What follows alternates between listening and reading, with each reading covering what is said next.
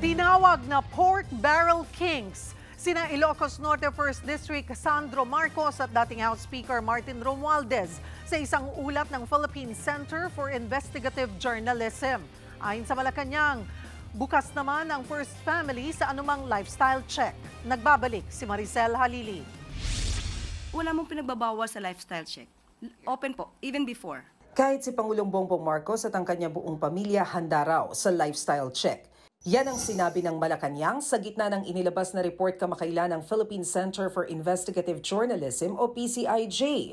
Tinawag dito na pork barrel kings sina Ilocos Norte 1st District Sandro Marcos at dating House Speaker Martin Romualdez. Base sa PCIJ report, pinakamalaking bahagi ng tinatayang 1.2 trillion pesos allocable funds ng DPWH ang napunta raw kay Sandro Marcos.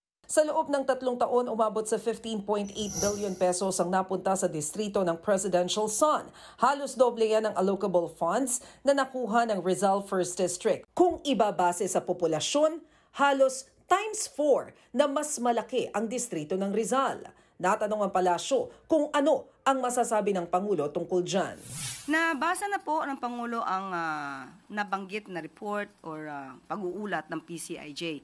Alam naman po ng Pangulo na alam ni Congressman Sandro Marcos ang kanyang ginagawa at alam niya po kung paano ito sasagutin.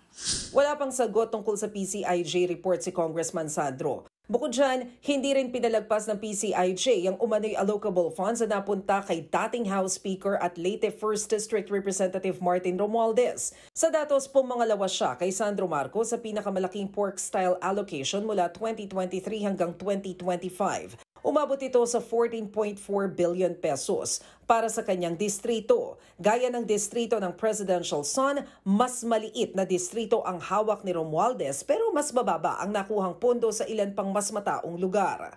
Tikom pa ang bibig ni Romualdez dito. Noong Agosto, ipinag-utos ni Pangulong Marcos ang lifestyle check sa lahat ng opisyal ng gobyerno. Pero hanggang ngayon wala pang update kung natapos na ito.